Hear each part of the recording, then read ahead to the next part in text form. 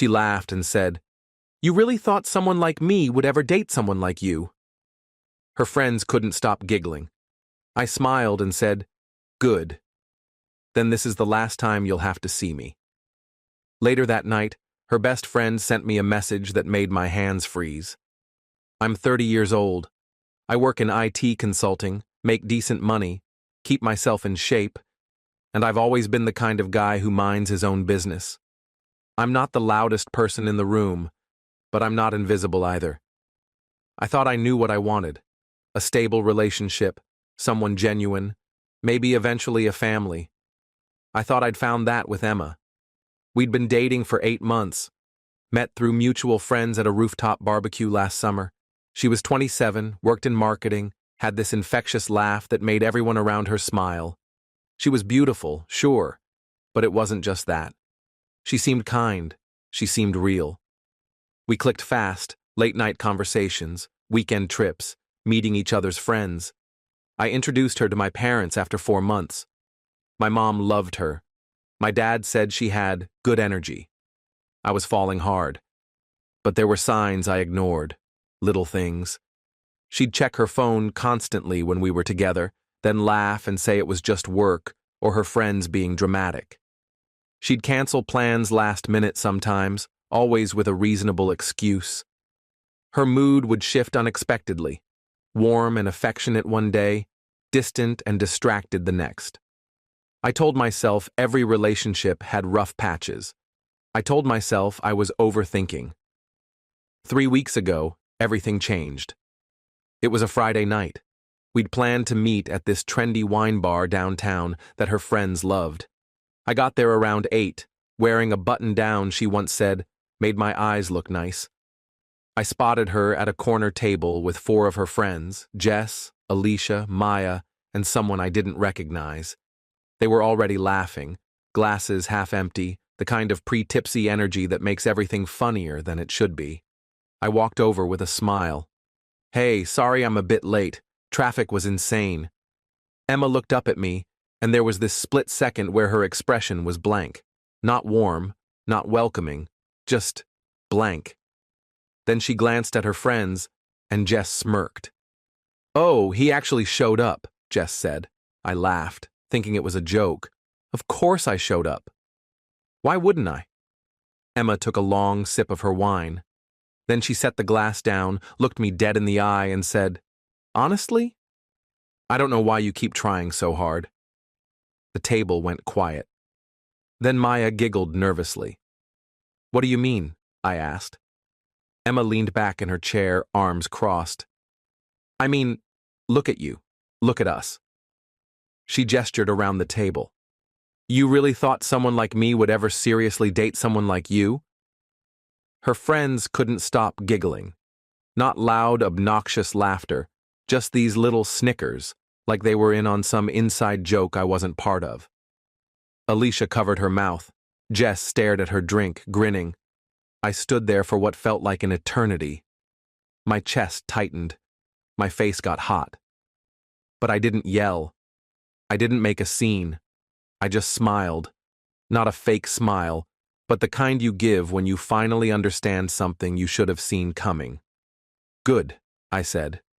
"Then this is the last time you'll have to see me." I turned and walked out. Didn't look back. Didn't wait for a response. I could hear Emma say something behind me, maybe my name, but I kept walking. Got in my car, drove home, sat on my couch in the dark for 2 hours, replaying the whole thing in my head. I didn't cry right away. I was too numb, too confused. 8 months. I'd met her family. I'd helped her move apartments. I'd listened to her cry about her job, her insecurities, her past. And this was how it ended? In front of her friends, like I was some punchline she'd been waiting to deliver? Around midnight, my phone buzzed. A text from a number I didn't recognize. "Hey, this is Alicia, Emma's friend from tonight. I need to talk to you. I'm so sorry about what happened. You didn't deserve that." I stared at the message. Alicia, Emma's friend, the one who'd been sitting right there. I almost deleted it. Almost blocked the number. but something in the tone felt genuine. I typed back, "Why are you texting me?" 3 dots appeared, then, "Because what she did was wrong. And there's more you should know, not to hurt you more, but because you deserve the truth. Can we talk tomorrow?" My hands froze. Update 1: I didn't sleep that night. I kept staring at Alicia's message, reading it over and over. Part of me wanted to ignore it, just block everyone connected to Emma and move on. But I couldn't. The phrase, "there's more you should know," kept echoing in my head. At 2 in the morning, I finally replied, "Fine. Coffee shop on 5th and Main, noon tomorrow." She responded instantly, "I'll be there. Thank you." The next day felt surreal. I went through my morning routine on autopilot. Shower, coffee, staring at my phone, wondering what I was walking into. At 11:30, I drove to the coffee shop. Got there early. Ordered a black coffee I didn't touch.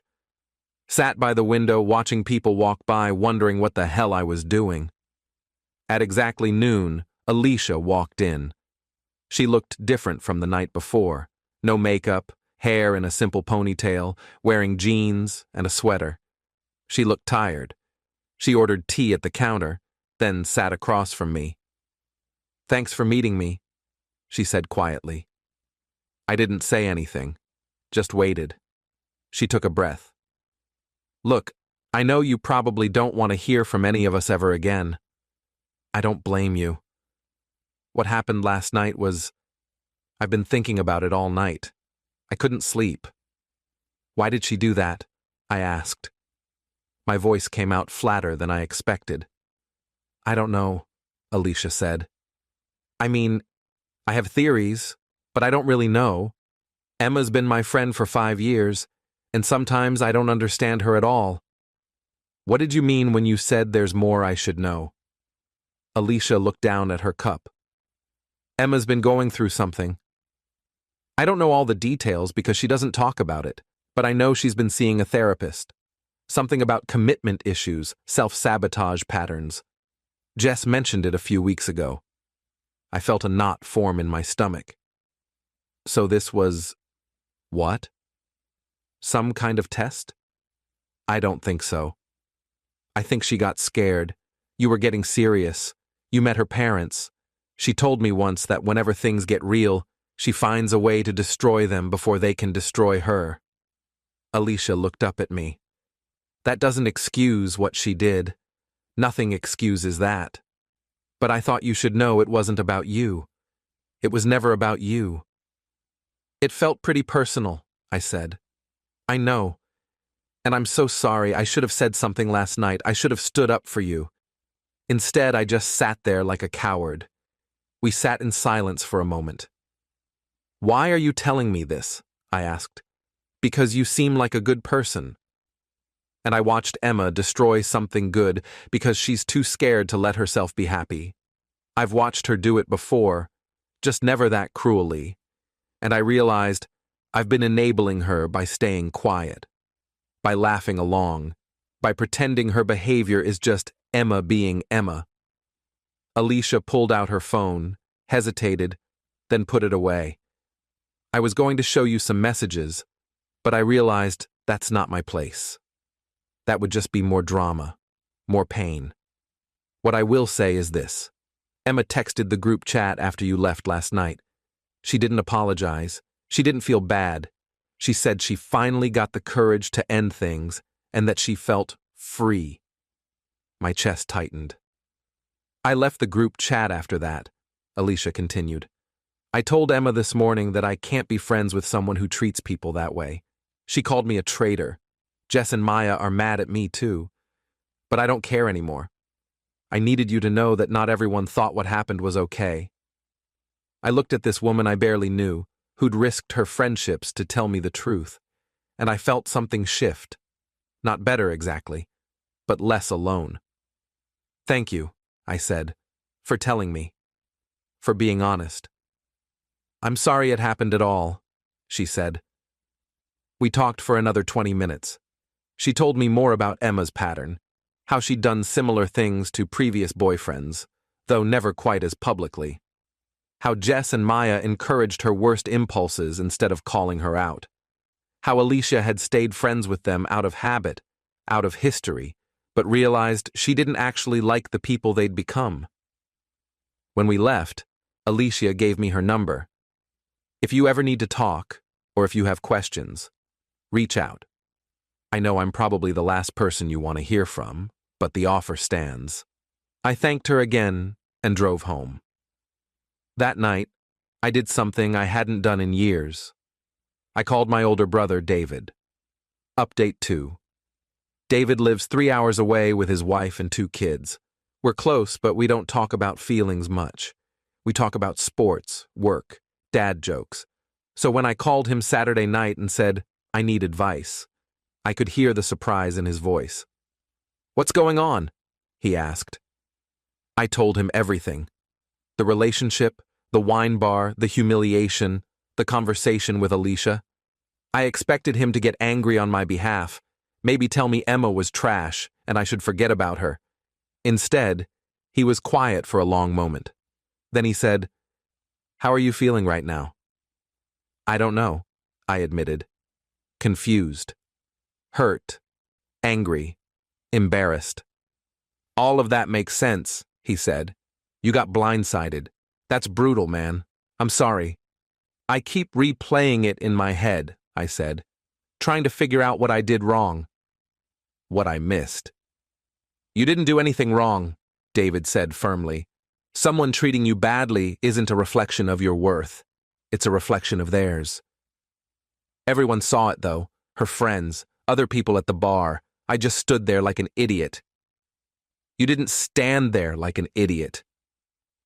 You walked away with dignity. That takes strength. He paused. Look, I've never told you this, but something similar happened to me in college. Girl I was seeing for almost a year broke up with me at a party in front of everyone, told me I was boring and she'd been seeing someone else the whole time. Seriously? Yeah, I was devastated. Spent weeks wondering what was wrong with me. Stopped going out. My grades tanked. Finally, one of my roommates sat me down and said, You're letting her win twice. She hurt you once. Now you're hurting yourself. I absorbed that. I'm not saying get over it quickly, David continued. You need time to process. But don't let this define you. Don't let her take more from you than she already has. We talked for almost an hour. He told me about how he eventually moved past his own heartbreak, how he met his wife 2 years later, how that college relationship taught him what he didn't want. By the time we hung up, I felt lighter. Not fixed, but lighter. The next few days were hard. I took Monday off work, stayed in bed too long, ordered takeout, watched mindless TV, let myself feel everything I'd been pushing down. Tuesday, I forced myself to go to the gym. Wednesday, I went back to work. My coworkers noticed something was off. My boss, Karen, pulled me aside after a meeting. You okay? She asked. You seem distracted. Personal stuff, I said. I'm fine. She studied me for a moment. Breakup? I nodded. Take the time you need, she said, and if you need to talk, my door's open. I've been through my share of heartbreaks. They suck, but you get through them. That simple acknowledgement helped more than I expected. By Thursday, I was functioning again. Not great, but functional. I went to the gym every morning before work, started meal prepping again, called my parents and told them Emma and I had broken up. My mom wanted details, but I kept it vague. My dad just said, her loss, and changed the subject to football. I loved him for that. Friday afternoon, Alicia texted me. How are you holding up? I replied, better, taking it day by day. That's good. I'm proud of you. It was a weird thing to say, she barely knew me, but somehow it mattered. She added, I started seeing a therapist this week, realizing I've got my own stuff to work through.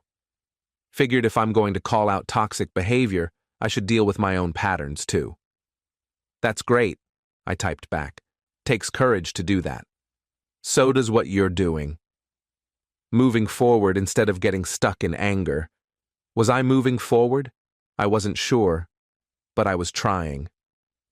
Update 3. 2 weeks after the wine bar incident, something unexpected happened. I was at the grocery store on a Sunday afternoon, debating between pasta brands, when I heard a voice behind me. "Jake?" I turned. Emma stood there with a shopping basket, looking smaller than I remembered. No makeup, hair pulled back. She looked like she'd been crying recently. My first instinct was to walk away. My second was to say something cruel. I did neither. "Emma," I said neutrally. "Can we talk?" she asked. "Please, just for a minute." Every part of me wanted to say no, but curiosity won. "Fine. 1 minute." We stepped to the side of the aisle. She set her basket down and wrapped her arms around herself. "I'm sorry," she said quietly. "What I did was unforgivable." "I know that. I don't expect you to forgive me. I just needed you to hear me say it." I waited. "I've been in therapy," she continued, "trying to figure out why I do the things I do.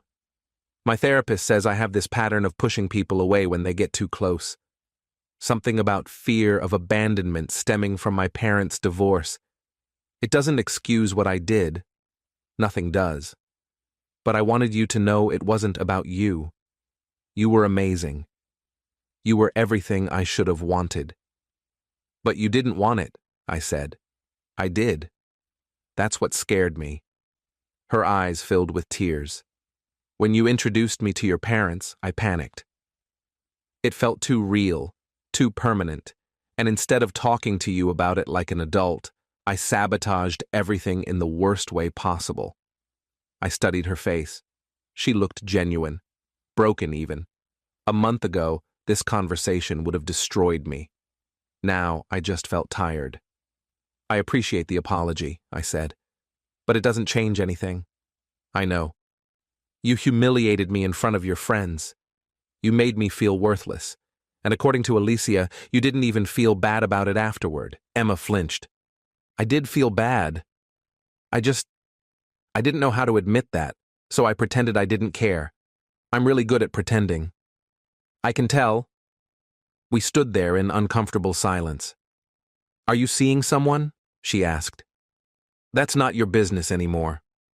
"Right. Sorry." She wiped her eyes. "I just want you to know that you didn't deserve what I did. You were a good boyfriend, a good person. I hope you find someone who appreciates that."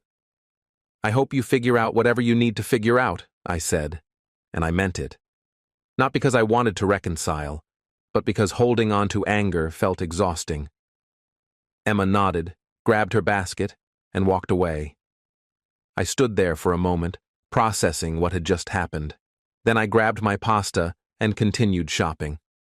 That night, I called David again. "She apologized," I told him. "How do you feel about that?" "I don't know. It felt genuine, but it also felt too late." "It probably is too late," David said, "but at least she acknowledged it. Some people never do. Do you think people can change? Maybe. With real work and real commitment. But that's not your responsibility. Your responsibility is to yourself." He was right. Update 4. A month passed, then another. Life started to feel normal again. I got promoted at work. Nothing huge, just a senior consultant position, but it came with a raise and more autonomy. I started going to a weekly basketball pickup game at the community center, made some new friends. One of them, Marcus, worked in construction and had the kind of straightforward personality I'd been craving. No games, no hidden meanings, just honest conversation. I also kept in touch with Alicia. We'd meet for coffee every couple of weeks. She'd update me on her therapy progress. I'd tell her about work and the basketball games. It was nice having a friendship that felt drama-free. One evening in late spring, almost 3 months after everything happened, Alicia and I met at a different coffee shop. She seemed excited about something. "I joined a hiking group," she announced. "Met some really cool people. It's been amazing getting out of my usual circle, meeting people who don't know the old me." "That's great," I said genuinely. "And I've been thinking, she continued. The group is doing a big hike next month up in the mountains. It's a weekend trip, camping, bonfires, the whole thing. You should come. I don't know. Come on. When's the last time you did something completely outside your comfort zone? Plus, there's someone in the group I think you'd get along with. I raised an eyebrow. Are you trying to set me up? Maybe. Her name's Rachel. She's a graphic designer, loves sci-fi movies, has a great sense of humor. No pressure, though. Just come for the hike. If you two click, great. If not, you got a fun weekend out of it. I thought about it. The old me would have said no immediately, would have said I wasn't ready. But something had shifted over the past few months. I'd spent so much time healing, processing, rebuilding. Maybe it was time to actually live again. Okay, I said. I'll come. Alicia grinned. You won't regret it. The hike was incredible. The group was about 12 people, all different ages and backgrounds, all genuinely nice. And Rachel. Alicia was right. We clicked immediately. She was funny and sharp, with this self-deprecating humor that put me at ease. We ended up talking by the campfire until 2 in the morning, discussing everything from our favorite movies to our worst relationship stories. I told her about Emma. Not all the details, just the broad strokes. She listened without judgment. Sounds like you handled it well, she said, walking away with dignity. Doing the work to heal. That takes emotional maturity. I didn't have much choice, I said. You always have a choice. You could have gotten bitter, closed yourself off. Instead, you're here, on a mountain, taking a chance on meeting new people. That's brave. I'd never thought of it that way. We exchanged numbers that weekend, started texting, met for dinner a week later, then another dinner, then a movie. I was careful not to rush things, not to project my past onto this new connection. Rachel was patient, understanding. She'd been through her own heartbreak and knew what it was like to rebuild trust. Final update. It's been almost a year since that night at the wine bar. A year since Emma said those words that felt like they'd define me forever. They don't anymore. I'm still with Rachel. We took things slow, but we're solid. She met my parents last month. My mom loves her. My dad said she has good energy. The same thing he said about Emma, which made me nervous at first. But Rachel is nothing like Emma. She's consistent. She's kind. She communicates. When she's scared or unsure about something, she tells me instead of sabotaging everything. I saw Emma one more time, about 2 months ago. I was at a coffee shop with Rachel, and Emma walked in with someone, a guy I didn't recognize. We made eye contact. She gave me a small, sad smile. I nodded back. That was it. No conversation, no drama, just 2 people who used to know each other, moving in different directions. Alicia is doing great. She's in a relationship now, too, with someone she met through the hiking group. We still meet for coffee, but less frequently now that we both have full lives.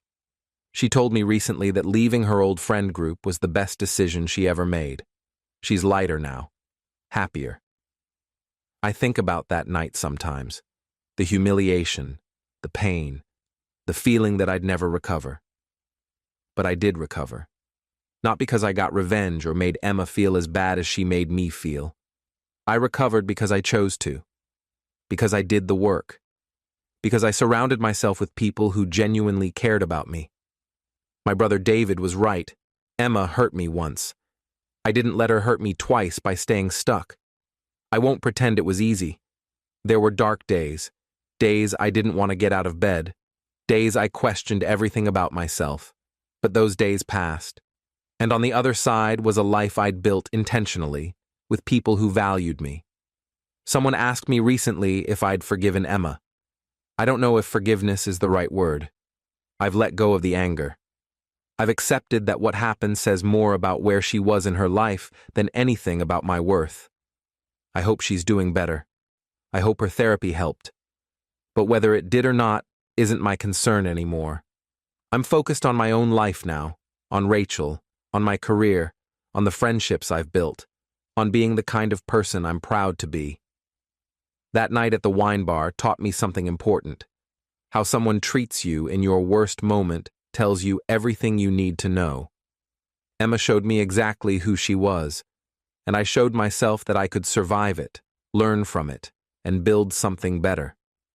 That's not revenge. That's growth. Edit 1. Someone asked if I ever found out why Emma acted the way she did at the wine bar specifically. Honestly, I'll never fully know. My best guess, based on what Alicia said and Emma's own admission, is that she panicked about how serious things were getting and chose the nuclear option. Some people break up quietly. She chose chaos. That's on her, not me. Edit 2.